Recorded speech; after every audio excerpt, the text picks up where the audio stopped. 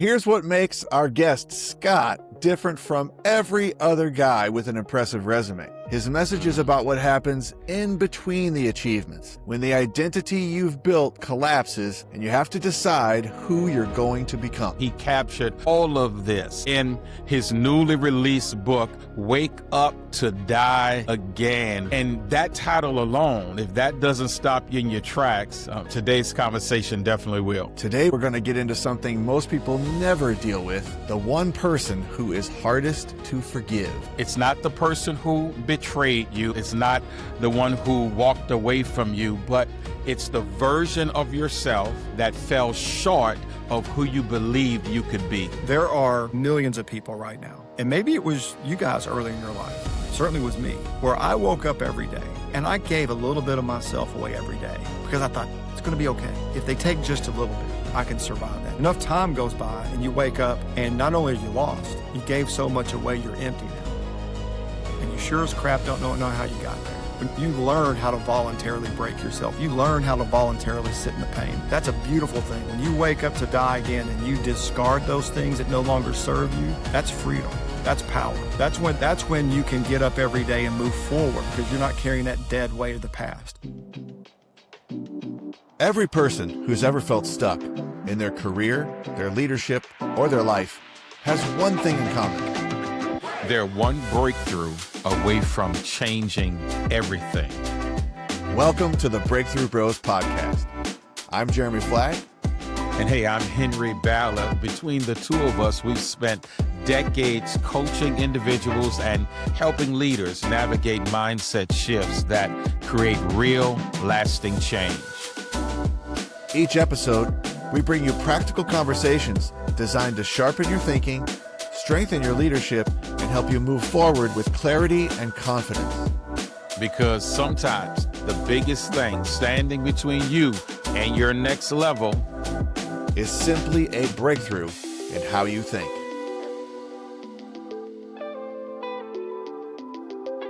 Friends, today's guest is someone whose life reads like a masterclass in what it actually means to break through.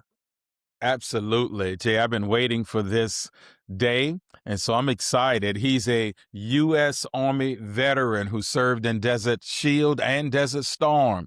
He's an Ironman finisher, and he's been a serial entrepreneur, building companies, losing companies, rebuilding companies from the ground up.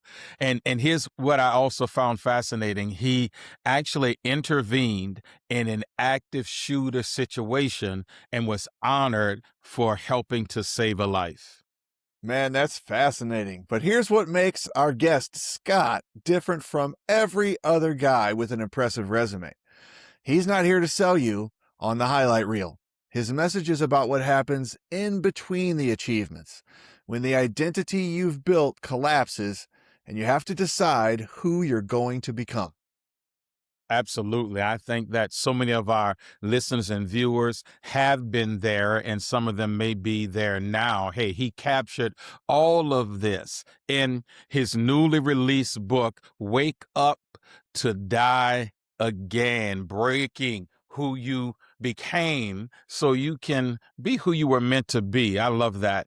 And that title alone, if that doesn't stop you in your tracks, today's conversation definitely will.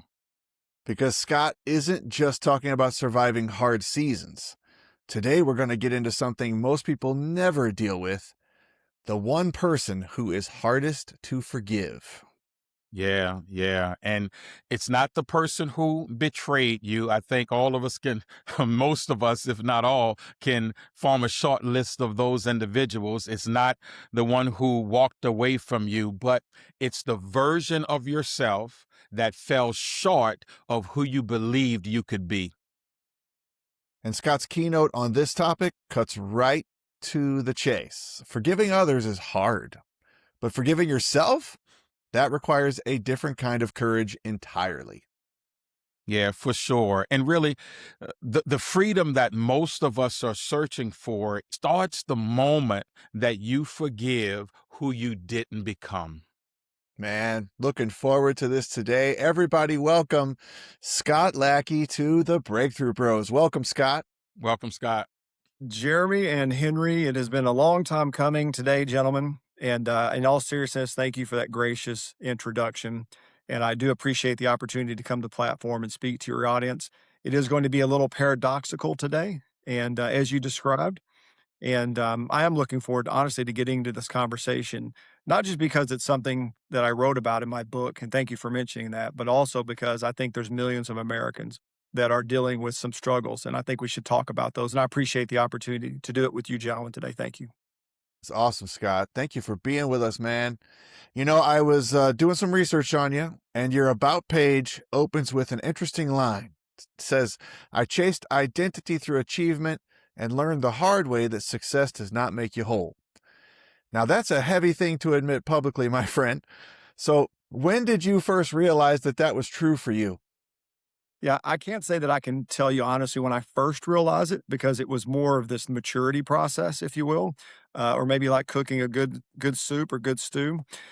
Uh, so it was a series of events, but it came through the process of like this voice, in my head telling me, like chapter one of my book is, Scott, you're not where you're supposed to be, and that was the voice. You're not where you're supposed to be, and I took question at that because life was good. At least I felt like it was, and certain, the marriage was great, kids were doing well, but there was something unsettled inside me at various points in my life. And that would be the question that would be presented to me by that voice we all have inside of us, which is you're not where you're supposed to be. And most people ignore that. And they may go into their late whatever age and ignore that voice for a long time. But as I like to say, you can only outrun yourself for so long. And for me, I got sick of hearing that voice. And so multiple times in my life, I turned around to ask the question, what do you have to say? And let me hear it. Mm.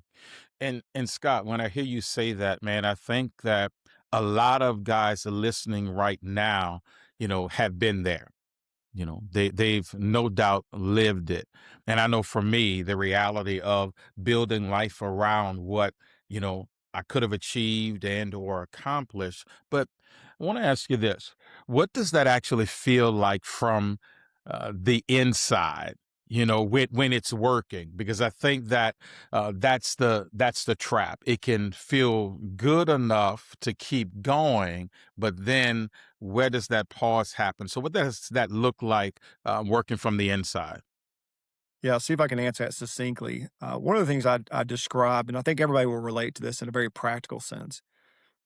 There are times in our lives, okay, where men will not only know we're not where we're supposed to be, but we're going to refuse to have that conversation with ourselves because we began to examine the consequences of accepting that we're not where we're supposed to be. And those Hmm. consequences are a part of our self reflection in addressing the decisions that we made or possibly didn't make that led us to where we're not supposed to be.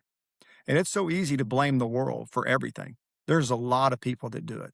There's a long laundry list of the whys of how you got to where you are. But no matter how many times you blame those things, it just never seems to fill that hole, that uneasiness inside that it's the truth. So, what I found was that when I took stock of my life at different points in time, there's not one event here, there's been multiple events.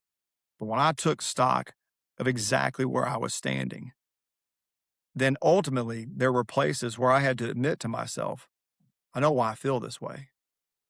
And I feel this way because I'm lost.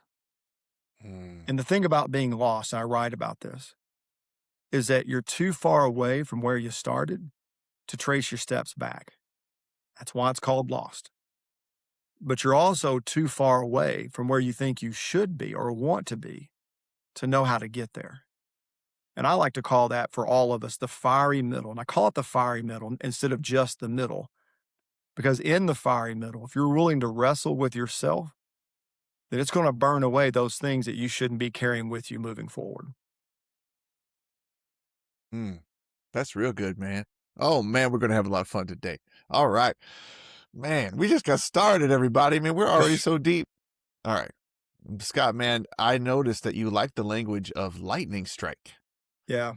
right? So you like to use that a lot. Like you've talked. I mean, on your website it talks about businesses and seasons of collapse. So I kind of want to know, at what point did you start, or stop? I should say, stop seeing failure as failure, right, and start seeing it as a formation of who you wanted to become. Yeah, again, another journey, right? We all deal with failure. Some of us maybe have been chosen for whatever reason to deal with extraordinary failure. And again, it depends on how you assess that. But throughout my life, and I mentioned this in the book, and you allude to it about these lightning strikes. I didn't start referring to these moments as lightning strikes actually until I started writing the book and going back and replaying all these events in my life. And I was trying to come up with a metaphor, right? A visual metaphor that everybody could relate to on when these dramatic events happen in our life. And lightning strikes just really settled with me almost spiritually, because visually speaking, when you see lightning, that nanosecond that it flashes across the sky, it is intimidating and scary and loud and violent and can create great harm and great damage. I use that analogy because the second a lightning strike happens in our life, especially the ones that are unsolicited, okay? When it happens, the person you were milliseconds ago, you can never return to again, Mm, ever. And it's not just the bad stuff, okay? Or the painful stuff. How about we say that? right. It's not just the painful stuff. It could be like the moment I described when I first met my wife. That was a lightning strike for me. The person I Yeah. was, I could no longer be anymore because I fell in love with her instantly. So those are Mhm. the two extremes, Yeah. okay? But I characterize those lightning strikes moments. I recharacterize those, reclassify those as they're all going to happen. Lightning's chasing us right now, all of us, and it's going to Mm, find us. That's a fact. mhm. But when it comes and when it happens, and Henry, you kind of alluded to this, it is never, ever, ever about the lightning strike. It must always be about what your response is. Always. Mm. I don't care if that's militaristic or civilian, it doesn't matter. It's one and the same. It's how are you going to respond when the event, lightning strike, happens? So the way that looked for me, and I didn't know this, but early in my life when I was having these, to continue on with this analogy of lightning strikes, I didn't know Mhm. what to call them then. I called them Right. bad things, bad luck, the world's against me. How did I make God mad, right? All these Mhm. things, Yeah. went through my mind and my heart and my soul, right? Of what is going on. But it Mhm. wasn't until, I got much older, when I stopped running from some of these things and I turned and faced them and I said, okay, that voice right in our head, we need to have a discussion, a lengthy discussion about all these things you're trying to convince me of. And I need to understand what those are. And quite frankly, the more I did that, the more I rested in that discomfort, rested in that pain, then the more I began to understand that the threats that were being lobbed against me, the the lies that were being lobbed against me, I began to learn how shallow they were, how true they were not, okay? How Mhm. false they were, how misleading they were. So it gave me comfort to turn and face these things on a more frequent basis because I didn't fear them anymore. And That's I can good. assure you for the listeners, every single human being, man or woman, is running from something right now. And I can assure you, if you're willing to take a deep breath and turn around and wrestle with whatever it is that's chasing you, you'll gain power over it because there's only two voices we have, the one that's chasing us and the one that's fighting it off. There's only one of them that can win.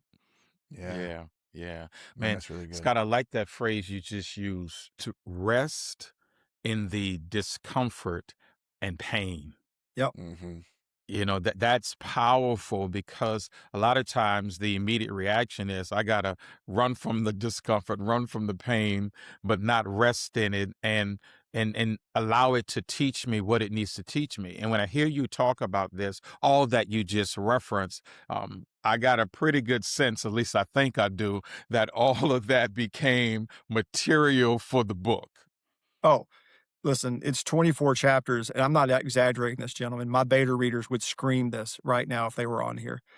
It is not an understatement to tell you it is a beautiful story arc. Okay. And the deeper you go into each chapter, the deeper the water gets. And it is some deep blue water. when you get past chapter 13 and 14. It's a 24-chapter book. So the absolutely answer is yes. And it's going to be an in-depth exploration of everything we're talking about today and more. Well, That is. let's start here. Obviously, we navigate through the chapters, but let's talk about this title because, Wake Up to Die Again. Powerful title. Tell our audience what that means and what you wanted it to do for the reader. Yes, thank you. Let's start with where we left off in an earlier answer a moment ago.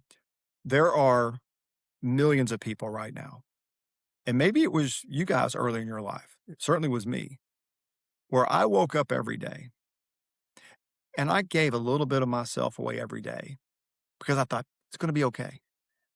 If they take just a little bit, I can survive that. That's not too painful. And enough time goes by and you wake up and not only are you lost, you gave so much away, you're empty now. And you sure as crap don't know how you got there. And you don't know how to fill that hole. And it's not that you're mad at anybody. You're just numb. And nothing you do turns that numbness around. And it's not like you're walking around crying every day. It's just you give enough of yourself away. You wake up one day and you can be 32 years old, 42, 65. You know it's going to happen at different places. Just got out of the military. Okay. And so those are the people I'm referring to because I've lived this multiple times. You just wake up every day to die a little bit more. All right. But that's only one side of the coin. There's another side of the coin. And the other side of the coin is that when you learn how to voluntarily break yourself, you no longer need the world's false promises. You know how to break yourself, something you do in an Ironman. Okay. When you're preparing for an Ironman race, you learn how to voluntarily break yourself. You learn how to voluntarily sit in the pain. If you're willing to sit down into yourself and tell yourself the truth, hey man, this is who I am. This is what I did. These are the consequences of my actions. These are the consequences of my decisions. And you're able to look at that in totality and say, you know what, I'm okay with that. And not only am I okay with that, if there's a few people I need to tell I'm sorry to, I'm going to make that happen. But I'll tell you what else I'm going to do. I'm going to forgive myself. I'm going to extend myself some grace. Because no world's not going to give that to you. But you're going to need to give it to yourself. But guess what? That's a beautiful thing. When you wake up to die again and you discard those things that no longer serve you, that's freedom. That's power. That's when you can get up every day and move forward because you're not carrying that dead weight of the past. So it depends on who I'm talking to. Because there's both people in your audience. Yeah. That's good. That's powerful, man. And just hearing you paint that picture, I know I started to think about the seasons of my life where those were realities. Yep. And sometimes it's more often than we like to admit, but we find ourselves there, and it is the seasons, to everything there's a season, and those seasons come, they change, but they're nonetheless impactful. And you just referenced it with your comments, but you have a keynote that's called "The Man I Had to Forgive Was the Person I Failed to Be." That's right. So if we could dive in, I think we're already in deep waters, but if we could go ahead and dive in right there, let's start here. Who is that man for you? When you say that out loud, who are you picturing? Yeah, I'm picturing my younger self at multiple times in my life because the man that I strive to be, okay, that so many men right now, millions are striving to be, is all we're doing is perpetuating the person we were never meant to be. Okay. We are telling ourselves things right now that we've been telling ourselves for so freaking long that we now believe the lie's the truth. Okay. That's going on all across America right now. I can go into social media and read people's comments and tell the condition of a person's heart by the text coming out of their brain. Okay. So true. When you have to, when you to forgive the person that led you down those paths. I know I use this word when we start out, it's paradoxical. It is paradoxical. Okay. And it is a little bit of self-care, a little bit of self-love, or a whole lot of self-forgiveness. It is all of those things because we're out here running around trying to get this from other things and other people.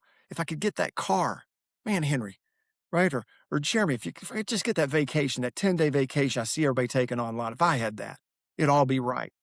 You know what I mean? And again, I don't want to get off track here, but that's what the world's screaming at us. Scott, it's all about addition. And so that man I had to forgive, he believed, gentlemen, that it was all about addition. It was cause out. If I did X, I was going to get Y. If I went and got my college degree, right? I did my active duty time. I served in the war. I came out and I launched my very first invention. I was going to stack all that together, and one day the world was going to sing a song back to me. But that wasn't a song at all, right? And so that person that I felt like was all about addition. The more I added, the more songs were going to be sung to me. When I found out that that wasn't true, because I'm going to tell you what, gentlemen, we've all arrived at different places, and I arrived at different places, and there wasn't anybody there. It was just me, in an empty room. Yeah. Right? True. And then that voice would jump in and say, hey, relax, Scott. You did good. It's just a little further. Keep going. It's just around the corner. Keep going. But the hole only kept getting deeper, man. Yeah. Right? Little bit at a time. So that person, that human being that led me down all those paths. But again, through that journey though, guys, it didn't happen overnight. But through that time, again, I turned to myself on various occasions and I said, Scott, just for one moment, just do a quick examination, man. If you found out all this addition wasn't true, what is the answer? Is there one? And I was like, oh my God, if it's not true, that means it's about subtraction. And if it's about subtraction, then I got to start asking the question, what are you willing to give up to become who you're supposed to be? And man, Wow, that's a whole good, nother level right there, boys. Yeah. It And watch is. this. Before Jeremy chimes in, I like to oftentimes reset the room for our listeners and viewers and just kind of summarize and tie a tight bow around what I know I just heard, because I think our listeners would appreciate it. And we talk a lot on the podcast about identity. And as I'm hearing you talk, Scott, I'm hearing there's a lie identity that we can, find ourselves victim to. But the breakthrough is getting from whatever that lie identity is, whatever you thought that it needed to be, it should have been, or it had to be, to the true identity of who you are. And that's part of that breakthrough that we endeavor to give to our listeners and our viewers. So I appreciate that. Yeah, you nailed it. I guess I just want to say we all use the word seasons. Okay. I relate seasons to our own story arc. And every arc has an ending. Okay. Just like every season has an ending. The reason I'm addressing this, I guess, so carefully is because I don't ever want to leave this impression that there's another side of you where all these things go away. That's not where we're going. That's true. That's what freaking social media wants to tell you. That's right. No, what happens is that when you're at peace with yourself first, when you can achieve that level, then all those things that you were carrying around they have no control over them. Those strings are gone. That tether to your past that you keep dragging forward that's not meant to be there, that's gone. Yeah. All right. So there are things that you cannot take to the future. You cannot do it. That's why you're stuck where you are. So for many listeners, if you want to move forward, it's not about what you need to add. You have got to get rid of some things. And I hate to say this to some of y'all. Some of it's the people you're hanging out with. Yes, sir. Yeah. Anyway, the good old Jim you're gonna get Rohn me told fired us up that, here. right? You guys remember Jim Rohn? He told us, Oh, yeah. right? The 5 people you hang out, show me the 5 people you hang out with, and I'll show you your net worth, right? That's correct. Yeah. So there's a line in your keynote description on your website that hit me a certain type of way. And you talk about the weight of the phrase you used was self-expectation. So can you unpack that a little bit? Because I think that's right in line with what you were talking about with people carrying the weight around, but they're not naming it. So unpack the idea of self-expectation a little bit. That sounds good. So I'm going to say, let me just stick to me. How about that? All right. I went through a long period of time where I would never allow myself to measure up to my self-expectations. So again, another one of those moments where I'm not joking. I would physically sit down with a journal and I would say, okay, let's just write down all these expectations that are upsetting you so much. And guys, sometimes it would be pages of single line entries of all these expectations I had, because I would get granular. I would write until I couldn't come up with another expectation. I mean, I would just write and write and write and write about all these things that I expected. I'm going to swing the pendulum here. I began to look at those things, those expectations, and I began asking myself, hey, Scott, if none of this happens for some reason or another, legitimate, illegitimate, whatever, who are you then? Who are you? Is your identity literally based off of these 47 entries? As if I just gave those magically to you, are you going to just turn into something else? That was at the highest level. That was my starting point. And then it got really interesting for me. And I started digging deeper. And then the other question I asked myself was like, wait a minute now. What is it about these long lines of stuff, this expectations? What is it about those things that I require that's missing within me? What is it within me that's missing? So I started turning everything inward because all the expectations were outward. You follow me? So I was asking myself, what is it inside you that is missing, causing these outward expectations? Wasn't nobody else. Matter of fact, half the people I would ask, I even asked a few people, I'm just curious, people I could ask. This is one of the things I expect about myself. Oh, you're being too hard. That's ridiculous. You know what I mean? So there was this process, but when I started looking inside, here's what I found out. All those expectations, I'm not talking about personal excellence and performance. I'm not talking about those things. Those are healthy. Right. Yeah. All right. But all of those personal expectations began to help me discover things inside me that needed to be fixed because I was looking for other stuff, expectations to fill that hole. And until I started figuring out what that hole was, I couldn't address that internally. It was an internal fix, not an external fix. The expectations. Wow. And let me tell you what that internal fix got me. What that internal fix got me was that all of a sudden I became okay with myself doing anything. And this is going to sound crazy when I say this, but I'm dead serious about this. I don't want to dig ditches for the rest of my life. But this was the analogy I came up with my life. Scott, could you be at peace with yourself if the world handed you the only job that was available to you, which was to dig ditches to put food on your table? Could you do that as a human being? And I said, yeah, I could do that. I wouldn't be happy about it, but I'd be the best damn ditch jigger there is. Amen. Okay. And again, I'm just going to pause one other thing. I would start thinking about my attitude when I was in high school. I would think to myself, man, I'd be embarrassed to be a janitor. Yeah. That was my attitude in high school. Yeah. And now when I stay at hotels all over the country and I see people, the cleaning people, I want to make sure I tell them hello and thank you for what you do for us. Yes. That's what I tell them everywhere I go. Okay. Wow.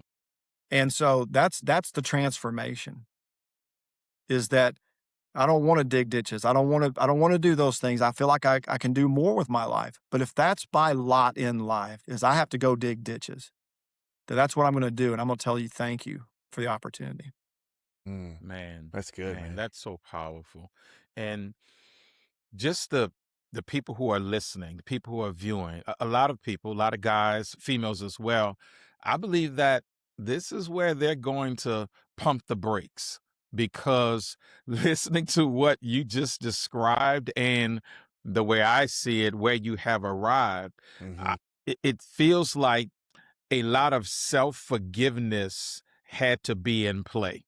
Yeah. Yeah. But I think the pumping of the brakes become self-forgiveness for some can sound like an excuse, sound like, letting yourself off the hook.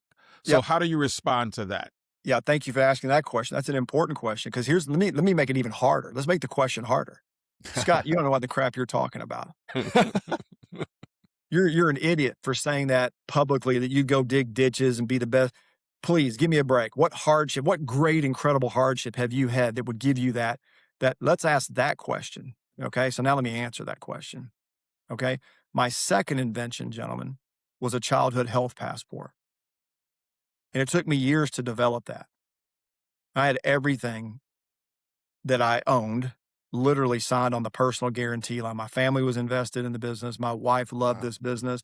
And we did just well enough with the product that it expanded into one for adults and senior citizens and one for pets and a financial health passport, this whole product line. And guys, the business plan did just well enough that a private equity firm believed in it, invested $3 million in the company.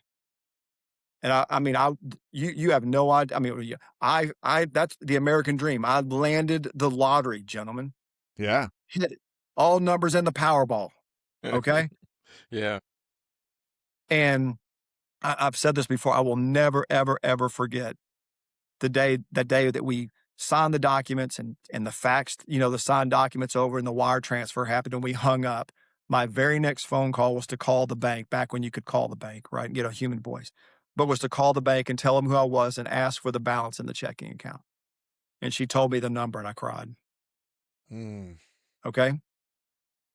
And then I raced down to the airport and got on the plane and went to Cancun for 4 days to celebrate. Right. But here's why I'm telling you that story. We're going to get to ditch digging now. Yeah. 6 months later, that same company that believed in the business plan, they fired me and the management team and they stole the company and left me with nothing. Zero. Ooh.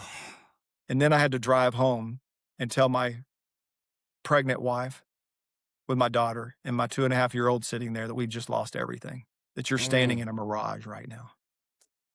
Man, everything. That's tough. So guess what? Yes, I know the answer. Because if you lose everything, would you go out and do you still have thankfulness? I didn't then. I had rage then. Okay. We're going to burn the world down then. That's what I had. Yeah. All right. But in time, this word came to me, and I won't get off on a tangent that helped me reconcile that. But no, I do understand what it means to absolutely lose everything. And by the way, not to foreshadow here, that's in the first half of the book. We haven't even gotten to the second half of the book where the water's deeper. Okay. Yeah. Man, that's so wow. So when I say yes, I would go out and dig ditches, and then I do know exactly what I'm talking about, and that's where it came from. You know what I mean? Yeah, that makes sense. I think we've just wanted to give you a little credibility there, guys. No, that's good. Because Henry and I are not above it, man. We have done the things, and I think any true masculine man will understand when you're a father, when you're a husband, and things are going sideways. You got to provide something. You got to go do something. You got to do what's available. And sometimes that's, like you said, ditch digging. Sometimes it's janitorial work. Sometimes it's other stuff. And well, that's what I mean by ditch digging. That's I'm just saying, figuratively speaking, do whatever you got to do. It's the truth. Scott, Jay, here's how I often would tell it to people. If you ever see me and you hear these words coming out of my mouth, just roll with it. Welcome to Walmart. Welcome to Walmart. If we see Henry in retirement at Walmart greeting everyone, we'll know what he's doing. Thank you for shopping with us. That's right. Exactly. Can I get a card for you? No, it's you do what you must to keep things moving. And I guess it's interesting, man. There's a few pathways I could go next because, man, my mind's going a million places. I do wonder right now, based on your recounting of self-dialogue. Yeah. Have you ever heard of Dr. Richard Schwartz? Dr. Dick Dick name Schwartz? Sounds familiar. So he's been working for like 40 years. He has a method he calls internal family systems. Okay, I don't think I've heard that. Yeah, I'll recommend that book to you. It's called No Bad Parts by Dick Schwartz. To the whole audience, I think I've recommended it a few times on the podcast. But basically, the idea is that the parts of you on the inside are all related like an internal family, just like an external family is, right? And there's these parts of you that come to the fore whenever you're, Yes. encountering certain circumstances. Yeah. And so he has these self dialogues. He creates these opportunities for his clients to have self dialogue. And it just reminded me that you were having a lot of self dialogue. You had no idea what he was doing, but you've kind of arrived at the same conclusion he did, which was, talk to the voice, talk to the thing inside of you, and then work it to a conclusion so that you can move forward. That's fascinating all in and of itself. It is Just thought I'd something. drop This that is in there. you guys are going to appreciate this, and I don't want to spoil this for out of the book, but I greatly relate to that. And I conclude my book in chapter 23 and chapter 24, talking about those three parts of us that I call the warrior, the poet, and the shepherd. And it is a beautiful ending, I will say, to lessons learned about the warrior that is in us, the poet that is in us, and the shepherd that is inside us. And it's a wonderful place to end a book where there are many wake up to die again moments. That's good. Okay, so I got a question basically about the idea of forgiving yourself, right? So I think I've encountered this with clients, so I'm just kind of throwing it out there as a person who's listening in that direction. But what do you think is the difference between forgiving yourself and just lowering your standards? Because sometimes I think the fear of forgiving yourself is giving yourself the grace to stop growing, in other words, or the permission to stop moving forward. You know what I'm saying? If you're not holding yourself to that high standard. Yeah. Yeah, I think I do. And I'm going to give you one loose answer in the beginning. Okay. Everybody knows the answer to that. Stop lying to yourself. Okay. Yeah. Yeah. Everybody knows the answer to that when you're lying to yourself. Oh, I couldn't get up this morning because of whatever. Okay. and I have a low pain threshold for nonsense like that. Okay. Mhm. So that's the loose answer. Stop lying to yourself. Understood. Now, the more specific answer is, for it being forgiveness versus, what was the other word you used? Forgiveness versus a false, basically a false. Like lowering your standard. Yeah. Just lowering your standards. Okay. Yeah. Yeah. There's a saying, in the Bible, and it says, I'm going to be a light unto your feet, and I'm sorry, I'm going to be a light unto your path and a lamp unto your feet. All right. And I want to use that as an analogy or as an example because I don't know, maybe just everybody, we just have to know for some reason the exact path that we're moving forward. And when we don't, any single adversity that comes up, small, big, and different, we all go, that's it. That's the one. That's the torpedo. Yeah. Okay. Everybody, I get, no offense, it just drives me crazy to hear this stuff because I sit there and ask them, I say, you haven't done anything. You've gone 4 steps and you're willing to throw in the towel. And so the question I ask them is this moment to look in the mirror about, you want to slow down and you want to change the standards. You want to do all this. And again, this is going to sound so, I think, counterproductive, but I tell people then maybe you've picked the wrong set of mountains. All right. And let's talk about this for just 1 second here. When there was a moment in my life where things were going weirdly sideways for no freaking reason. And I found, I'm going to tie this back together, I promise. And No I worries. found out what it was. The reason I was lowering my standards and the reason I was turning left and turning right and just blowing like a leaf in the wind was because, you ready for this, guys? I figured out I didn't trust myself anymore. That's why I didn't mind lowering the standards and doing all this, because I didn't trust myself anymore. Well, wait a minute. Well, how do you figure that out? Well, because I started going back in my life and going, hey, man, look at all these broken promises. Look at all these things you said you were going to do. You're 50 years old. You're 47 years old. You said you were going to do these things and they were important to you. And you did none of it. And one of those things was I promised myself for 20 freaking years I was going to do an Ironman. I was going to write a book. Mm-hmm. There were these things. And once I knew the answer, then I had to ask myself, okay, big guy, you did the hard work and you now know what it is. It's broken promises. That's why you're lowering your standards and you don't trust yourself. So now what are you going to do? Got a choice to make. And so the choice that I made was I can't live that way. You know, if there's one thing I left the Army with, it was make it happen. Okay. Yeah. And I said, I'm going back to make it happen. That's what I'm going to do. And I don't care if I fail. I'm going back to make it happen. And I know I don't trust myself. So when I signed up for the Ironman, I didn't tell anybody because I was scared I wasn't going to do it.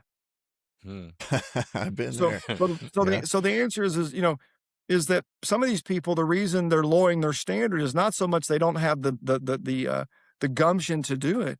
They don't trust themselves anymore. That's why they're doing it. It wasn't about the mountain in the first place.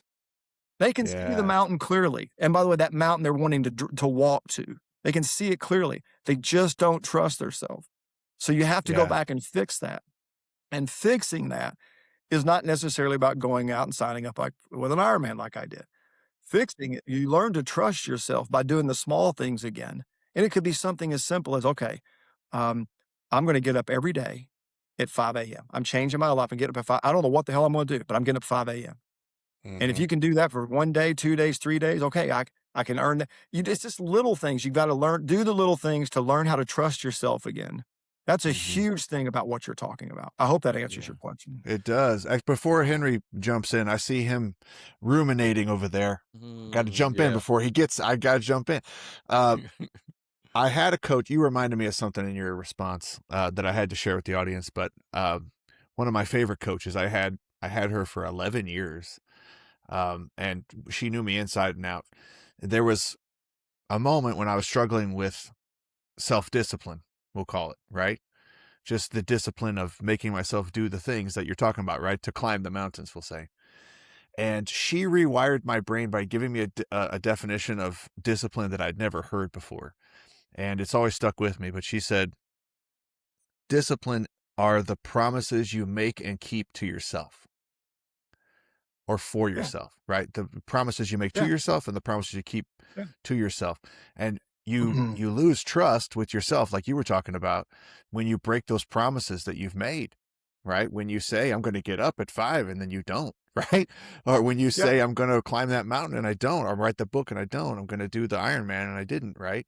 And you rebuild trust by, like you said, going back to the place where you broke it. And figuring out how you can, rewire yourself into that way and take the action that you always wanted to take. So I love your response, man. It was a great response. Yeah. And Jeremy knows me. He can see the wheels turning in my head. I saw it. It's like, and when you said and you referenced the need that people have to try to see 5 steps ahead, all the way down the road, so on and so forth. And you quoted Psalm 119, verse 105. The word will be a lamp unto your feet, a light unto your path. I love the imagery, the idiomatic expression, because the lamp in that verse and during that time, it was something that you carried. That's right. And it wasn't a spotlight that showed you a mile away around the corner. And I'm saying that to say this, being from New Orleans, having gone through Hurricane Katrina, lost everything, home, the church I was pastoring, everything underwater, family dispersed, all of that. My sister evacuated from a hospital in New Orleans. She was dying of cancer, all of those things. And I remember seeing a book, and the title of the book stuck with me. And it said this: there's enough light for the step you're on. That's right. There's enough light for the step you're on. And that, in a sense, freed me, because as the pastor, as the leader, as the father and grandfather, everybody looking to me, what are we going to do next? And I didn't have a next, and I had to reconcile that and accept the fact that I really don't have to. I know I can't, we're not going to stay where we are, but there's enough light for the step that we're on. That's right. And with what you've been talking about, I had to embrace a self-forgiveness Yep. because I think I told myself I had to have all the answers. I had to have the next move. All of the things. And you made a statement in, I believe it was one of your keynotes that really stays with me and stuck with me, that self-forgiveness is not weakness. It's the rebirth of courage. Amen. That's it. Man, I'm That's it. like, that's That's why I it. said it at the top of the podcast. Think Scott's my guy. It's like, that it's not weakness. It's the rebirth of courage. Just take a moment and say more about that, because I think our listeners may be asking, what does courage look like Yeah. on the other side of self-forgiveness? Yeah. So let me give you a quick thank you for that. Let me give you a quick sentence of what does courage look like. Okay. I want everybody to listen up now. This is what courage looks like. It's a willingness to walk the way. Okay. Now let me give you the longer sentence. First of all, Henry, you nailed it. You never have to have all the answers. There's only one thing you need, and that's you. Okay. You are the answer. The answers that you are screaming for the world to give you, they are inside you. You've got to look inside to get that. So the longer answer is, courage looks like, if you're willing to walk the way will appear. That's an expansion of that verse. If you're willing to walk the way will appear. It doesn't matter if that mountain range that you thought you were walking to changes to another mountain range. It's not where you're supposed to be. Walk the way will appear. Right? I cannot stress that enough. Scott, I don't know how to be courageous. Walk the way will appear. Okay, you mentioned this earlier. Do you think I went to you don't know the details, but I didn't go to the Firestone to have the tires changed on my truck so I could go intervene with an active shooter at Best Buy? I didn't plan that. As a matter of fact, when it happened, I didn't plan any of that. Right? But it was, I even hate talking about it sometimes because it makes me into something I don't feel like I am. Okay. But that's what courage looks like in real life, is willing, regardless of what's going on in your life, a willingness to move forward and walk the way and let the way appear. And I also want to add another word to that. There's another word that courage is made up of that people don't really talk about very much. Everybody's wearing out discipline. Okay. How about we talk about resilience? Yeah. Okay. Because discipline is a part of resilience. Courage is a part of resilience. Those words make up, they're the underpinnings of the word resilience. The ability to take blow after blow after blow and get back up. I guarantee you there's a listener right now that's been on their face before, lost. What was it that made you get up? Okay. I was asked that question, Scott, how'd you get up after that? I was like, I'd like to tell you it's because I believed in myself. Lie? Yeah. No, it's because I knew I had a wife and a son and a daughter, and I may be messed up right now, but none of this was their fault, and I'm getting up for them. That's walking the way. Okay? That's good, you don't have man. to believe in yourself necessarily. So I don't want to go ramble on here, but it's a very deep question when you ask the question, what does courage look like? It's not about going out and attacking, being the Superman. It's really not. It's more humble than that. Keep showing up. It reminds me of, I'm a big Tony Robbins follower. I've been mentored by his organization. Did you ever do since the fire 2010. walk? I have. Yes, sir. Did that with my wife. Yeah, I did it with my wife. Yeah, it changed everything for us, man. It was awesome weekend. But Tony likes to say, and it always stuck with me, and it's because it's true, that you'll do more, we as humans will do more in service to others than we'll do for ourselves. Yeah. And you just sort of described it. He's like, if I'm in the pity pot about my career, but I've got my kids and my wife looking at me, I got to do something. You know what I mean? And that's sometimes what you were just kind of referring to, the idea that sometimes courage can come from that place where you're you're motivated by serving the people that you love. And so you'll just do whatever's necessary. So I'm going to give you another saying I came up with during my Ironman training for me. And that saying is, the more of myself I'm willing to sacrifice, the more of myself I find. So when I find myself going into pity party mode, or I hear about somebody else saying, I don't know what to do, I can tell you my go-to is to go serve someone. So good, dude. Yeah. That's when I figure out part of me. When I'm lost, I'll go serve somebody. That sounds so crazy, but it's true. Yeah. I first started coaching. One of my first clients, I'll never forget this. One of my first clients was brought to me by some mutual friends, one of their sons, and he was super depressed, just wasn't motivated to do much of anything, even get out of bed, right? So even coming to the appointment was difficult for him, you know what I mean? So he said, where's your office? And I said, today the office is downtown at the Mission. And he was like, the Mission? And I'm like, yeah, we're going to serve the homeless guys tonight. Yep. What? And I was like, well, I mean, you're depressed, right? He's like, yeah, I mean, I've been depressed for a long time. What do you think this is going to fix? And I'm like, sometimes you just got to get out of your own head and serve somebody else. That was my first coaching session with this client, was let's go serve the homeless guys downtown. Yeah. And let's go see what it looks like when you offer yourself in service to something else. You know what I mean? I do know exactly. You get out of your own head. And if you're willing to ask that to the listeners, if you're willing to ask yourself this question on a daily basis, what am I willing to sacrifice today to learn more about myself, to be a better what is it today?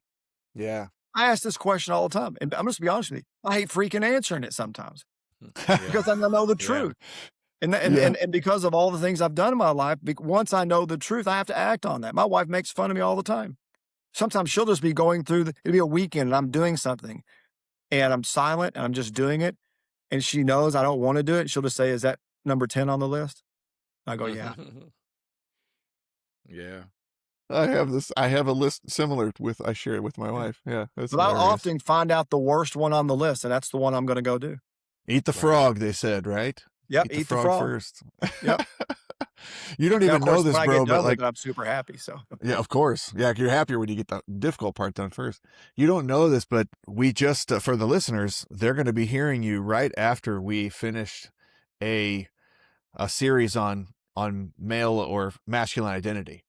And the 4 functions of masculine identity that we've identified are serve, support, sacrifice, and stand.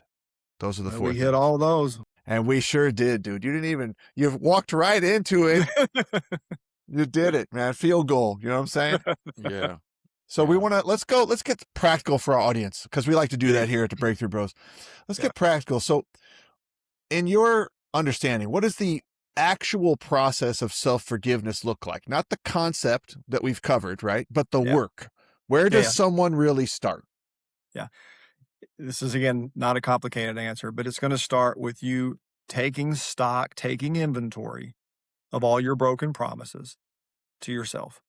Not the world, not what other people told you.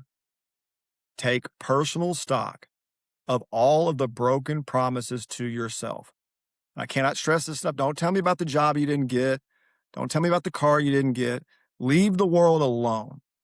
You, personal responsibility, broken promises. Write them down. Okay? I don't care how small they are.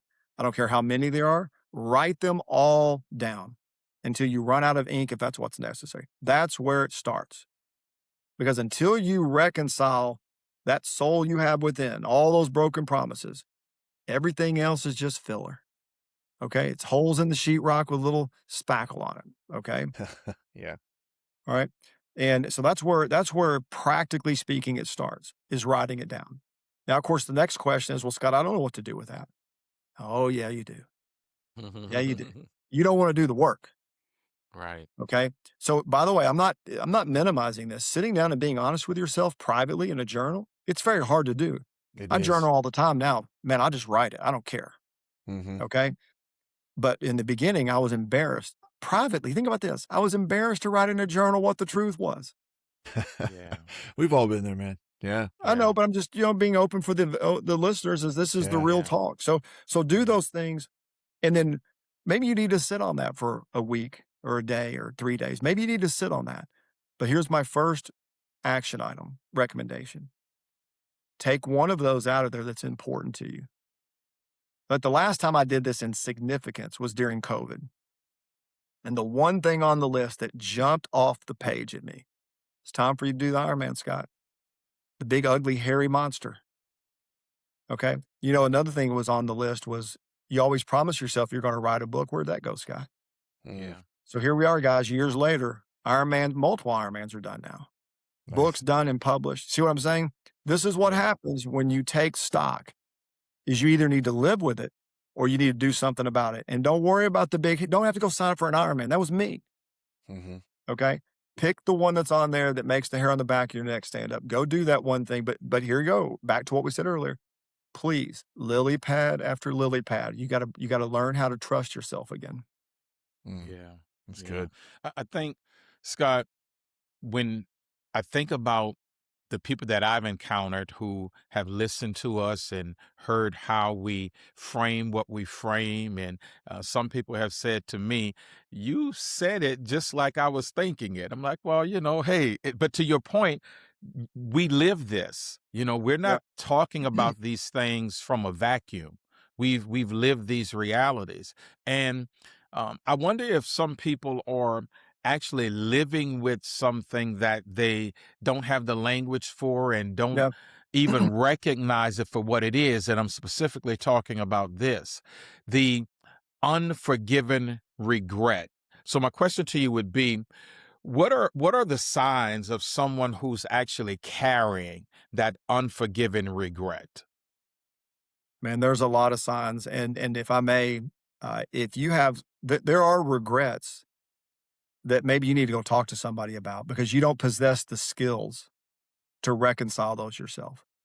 Quite frankly, if I would have went and talked to somebody, I might have been a lot further along in my life today, but I had to figure it out on my own. Mm-hmm. So one thing I would say is, depending on where you are in your life, if you can't put words to it, talking to a professional is a healthy thing to do for you and your family. Mm. Okay. And by the way, that professional, maybe it's not counseling. Maybe that professional is you're willing to go get a coach. Okay. Maybe if it's not a coach, maybe you're willing to go talk to your pastor. Okay. Somebody out there who has walked through these lived experiences, they will sit down and listen to you and help you process what those regrets are. I will say this too. I don't think you'll be surprised if you're willing to take that effort, or if you're willing to make that step forward and talk to someone about this privately, professionally. There's a lot of mislabeling going on in your head, Mm-hmm. because part of regret is you blaming yourself for everything in the absence of any forgiveness. I'll never forget my grandfather, who was a Baptist minister, said to me, "Scott, the problem isn't that the problem isn't with people's memory. The problem is their unwillingness to forget." Mm. And that's a lot about regret, right? Regret is an unwillingness to forget and or forgive. And I don't mean forget as in you wipe it out of your brain, right? I can assure you, of all of the drama in my life that you read about in 24 chapters of that book, I have 0.0 regret, remorse, anger, frustration, run through the alphabet. I am thankful for it because it's allowed me to be in this position to help other people who've fallen in a hole and don't know the way out.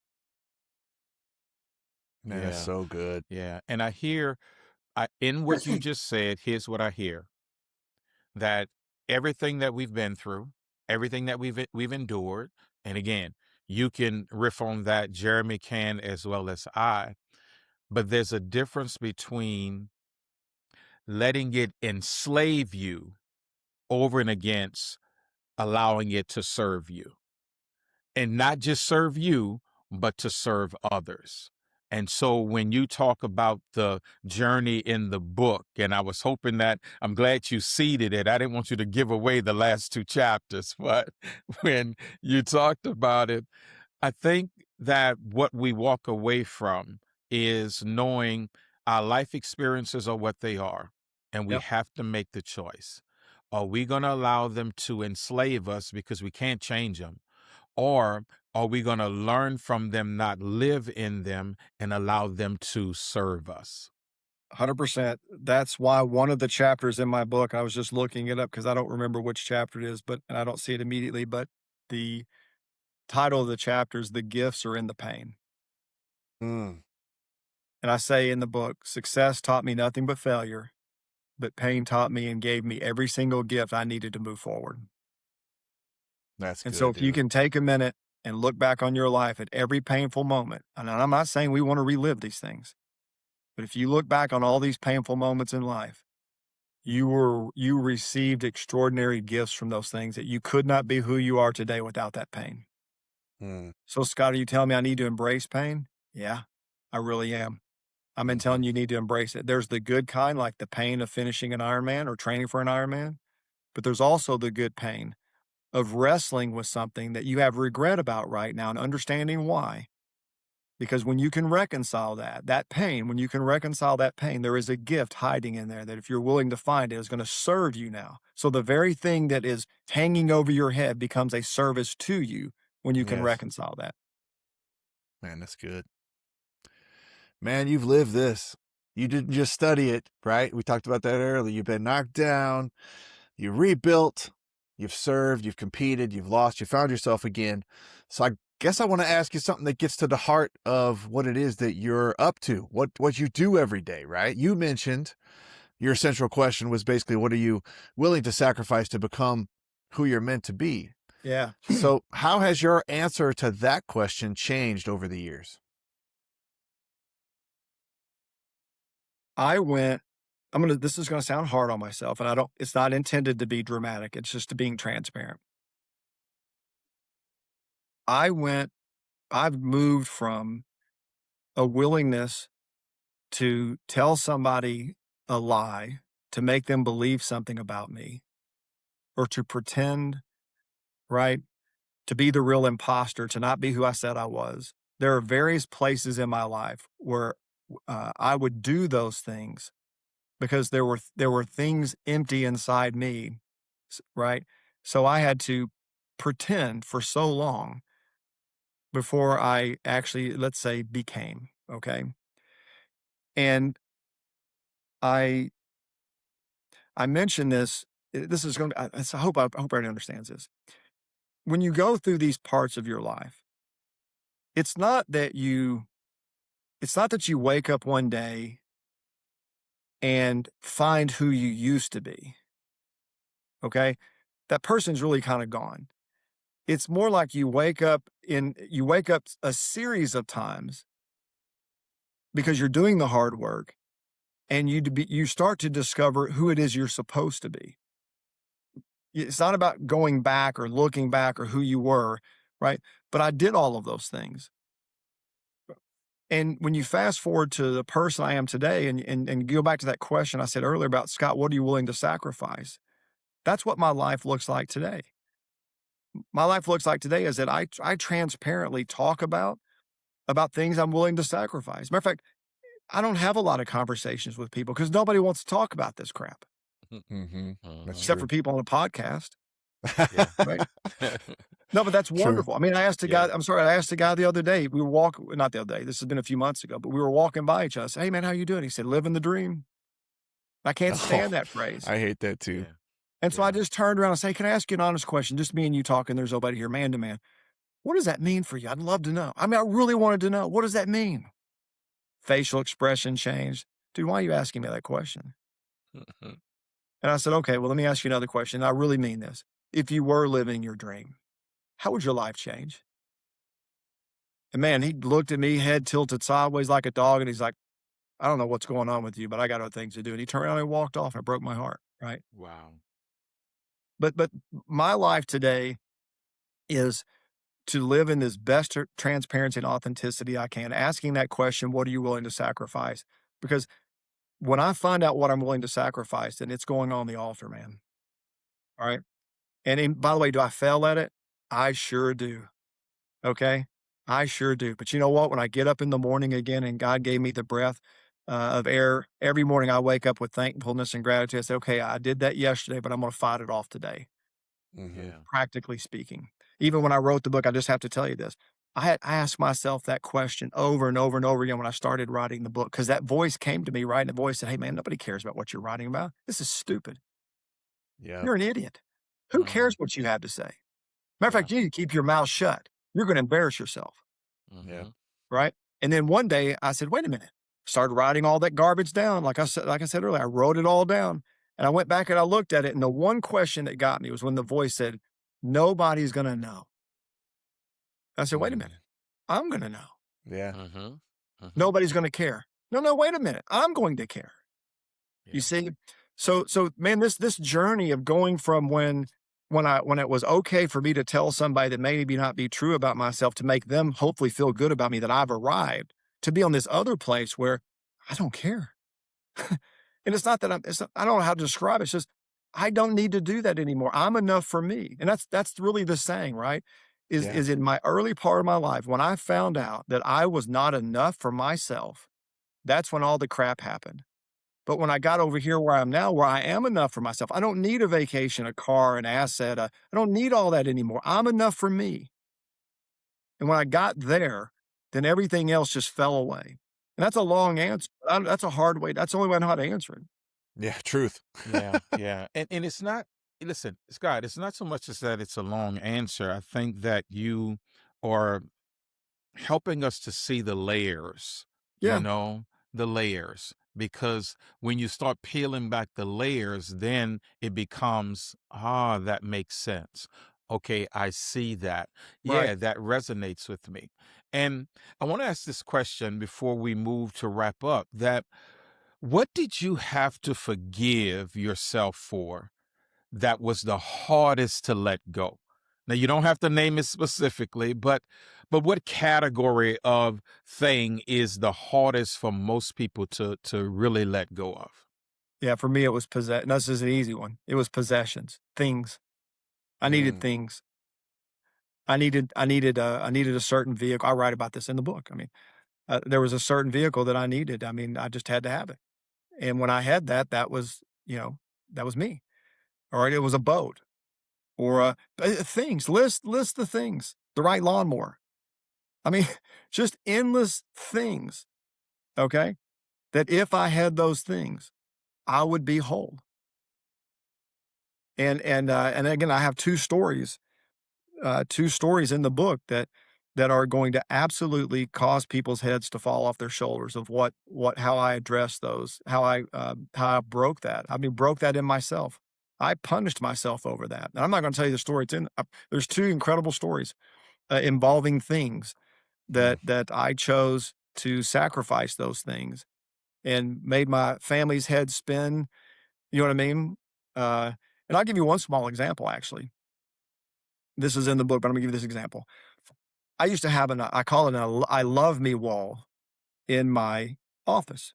And it had all my plaques and medals and certificates and trophies. And man, it was I love Scott everywhere. Okay. This is at the office. And people would always come in and look at that stuff and see sign this and sign that, a picture with this all that stuff, man. And one day I was watching them. It was like an out of body experience. And I thought, my God, what have I created here? This whole wall has become my identity. And then my next question was, what the hell are you trying to convince people of? Yeah. And so I decided to take it all down and I boxed it all up, took it to the house. There was only one thing in my office. And that was a picture of my family and me. That was it.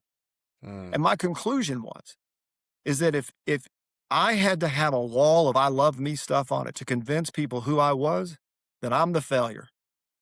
That was my conclusion. And I got hardcore on myself and I took everything out of there. And people are like, what's wrong with Scott? Why did he take all that stuff down? I said, I don't need it anymore. If I can't, ready for this, if my behavior cannot convince you of what was up on that wall, then I'm the failure. Not you, me. Yeah. It's like the saying, I can't hear what you're saying because what you're doing is screaming at me. Very good. Yeah. So that's why, I mean, I'm in my home office now, right? But at my office, if you go there right now, There's one thing in my office right now to this day, and that's a picture of my family, and that's it. That's awesome. So Man, faith. that's the answer to, that's just one answer is possessions, you know. I think I think that might be one of the harder things for this particular society we're living in, to let go of, right? The material stuff. Dude, faith comes up a lot in your work, right? So how do you think faith intersects with self-forgiveness? Because I think for some people, faith can make it easier, but for others, they might feel like they're failing God, you know? So how do you think that intersects with self-forgiveness? How does faith intersect with self-forgiveness? Yeah. It's central to it. I mean, it's, you know, for me, again, it's utterly the foundation. Okay. You know, when I asked that question, Scott, what are you willing to sacrifice? It wasn't until after I started wrestling with that. And I don't, you know, the Bible doesn't say this, but, you know, my gosh, hey, Jesus, what are you willing to sacrifice for me? Well, you gave it all. Yeah. Yeah. Right. And, and I sit here and look at myself and I'm like, hey, man, what are you willing to sacrifice for your wife? How about your son and daughter? Everything? Really? How do you demonstrate that? These are the kind of questions I have with myself.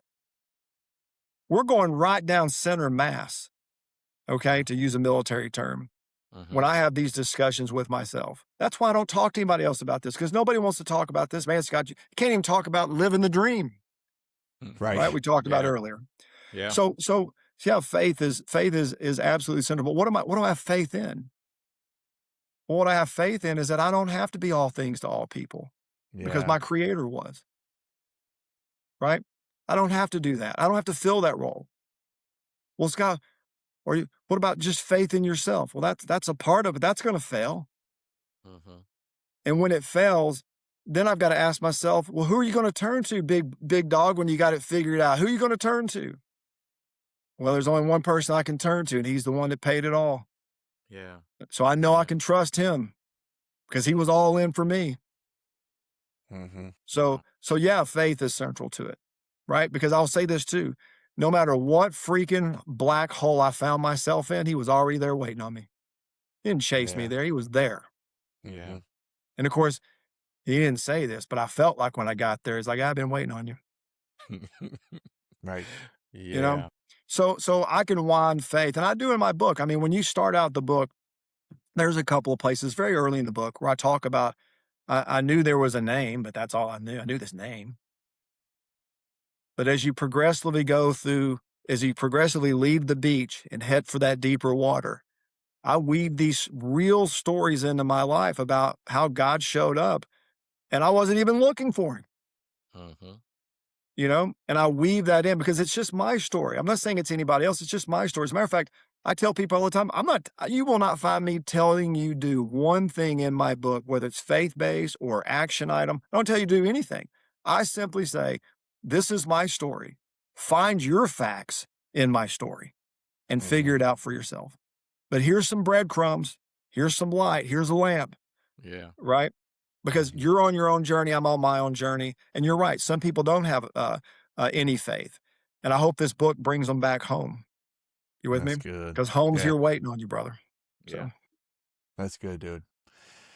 Scott, this has been a really rich conversation. So before we close, I want to give you a chance to speak directly to the person who's listening who needs what you've got the most. What would you have to offer them before we close today? Well, since we just left faith, that would be the number one thing, okay? If you're waking up right now to die again, if you're giving a little piece of yourself away every day and you're lost, or you think you're lost, don't know where you're at, you're numb, if you're living on that side of the fence, I really do hope you'll pick up the book and read it. I'm not going to tell you how to solve your life, but I'm going to give you some breadcrumbs to work on, okay? The door is wide open to come back home. And when you get back home, we're all going to be waiting on you, and we're going to be happy, and we're going to have joy together. Okay. Now, if you're on the other side of that coin and you're looking for your next breakthrough, or you're looking for a better relationship, or you're looking to be a better neighbor or a better person in the community, whatever it is, right? There's an equal number of stories for you in this book to wake up and die again and learn how to sacrifice yourself all over again. So to your audience, and thank you for sharing this, to your audience, whether which side of the coin you're on, I hope that you'll read the book and let me have an opportunity to share my story with you, because you ready for this? Because the person I sacrificed in the book for you was me. Mm, Good, dude. wow. Uh, Jeremy already knows how I get when we arrive at these moments. It's like I had a question that I don't even need to ask. I don't even Yeah. need to ask. Seriously, simply because I know that people are carrying, the weight of what we talked about on today in this conversation, and they've seen themselves in it. And a lot of times what people are looking for is, okay, well, tell me the next step. Tell me the first step. Tell me this. And I think what you said was appropriately put. You could give us a next step. You can give us a series of steps, but it won't do as much if you don't see yourself for who you are and where you are. Because unless that lands, unless that is understood to whatever degree that it's able to be understood, then the next step really won't matter. You're especially if you're thinking about that next step, but really in the back of your mind, you have the whole journey on your mind. Start where you are with what you have. And like you said, the way, Walk show the up, way and the way will walk the appear. way. It is Yes, not, sir. like you said, it is not about doing X to get Y. There are a few things where you'll be able to do X and produce Y, but that is not a formula. Enjoy those moments when they come, right? But when they don't come, walk the way and the way will appear. That's awesome. Scott, where can our audience find the book, follow your work, and maybe get more of what you shared today? Thank you, Jeremy. It's Amazon.com, Wake Up to Die Again. And I hope I hear not only from you, but I hope Jeremy and Henry also hear from you. If you do go down that path, what golden nugget did you take from it? And how did we help you? We'd love to see you on your journey of coming back to yourself, or you're welcome to go to my website, which is my name, an easy one, scottlackey.com. Perfect. And we'll put the show Awesome. notes for everyone too. Absolutely. So Scott, this last question, and I'm gonna toss it, and you can knock it out of the park. You can do a bunt. You can however you want to hit it. But we ask every guest this, that someone who may be listening right now, who is one breakthrough away from their next level, what do you want them to hear? I'm going to go back to something from a self-reflection standpoint of one of the many things that were big changes for me. It is very possible that what is causing you delay in reaching your breakthrough is because you're continuing to look for that addition. What do I need to add to get to my breakthrough? That's what the world's screaming at you. And if that's what you're doing and you're not getting there, then may I suggest you consider an alternative. Start looking for things in your life that you can subtract to open up space for that addition, that breakthrough. That would be my request that they consider, is look for opportunities to subtract, to gain distance. Awesome. Man, Scott, this is exactly the kind of breakthrough thinking we love to bring to our audience, man. Thank you for your honesty, for your story, and for all the work you're doing to help people finally make peace with themselves. And thank you for coming on our show today. We really appreciate you, man. You cannot imagine how excited I was to be here to talk to you guys, because I've watched your podcast and I think you guys are doing great work. And I knew if I could talk to the audience, then maybe there's something that we talk about today that does change for them. And if that happens, it would bring great honor, to me to feel that way, because giving back, right, sacrificing of ourselves is where we find ourselves. So thank you both, Jeremy and Henry, for your questions and the opportunity to talk to you guys. Absolutely. And hey, friends, listen, if this conversation stirred something in you, that's not an accident. You were meant to stumble upon this podcast. Hopefully you've already subscribed to it. Listen, that's where the work begins. Don't ignore it. Embrace what you've heard today. Let it, where it resonate with you, double tap on that. We said it in the episode. Sit with it. Don't run from it. Don't be afraid of it. It's exactly where you need to be. And hey, don't forget to go get Scott's book, Wake Up to Die Again, Breaking Who You Became so you can be who you were meant to be. Find him at scottlackey.com and follow him on social media. We'll put all the links in the show notes for you to make it easy to find. Hey, and remember, self-forgiveness isn't the end of your standard. It's the beginning of your freedom. To recap today's breakthrough concept, the man you need to forgive most may not be the one who hurt you. It may be the version of yourself that didn't become what you hoped. That's the truth. Yeah. And here's the thing we always tell you.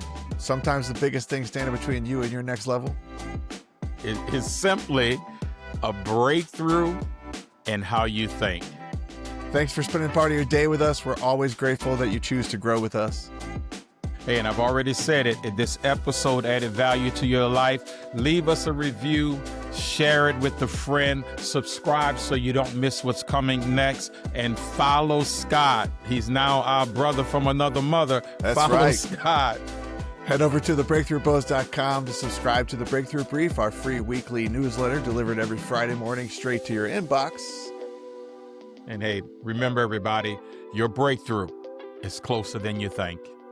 Thanks for listening. We'll see you next time.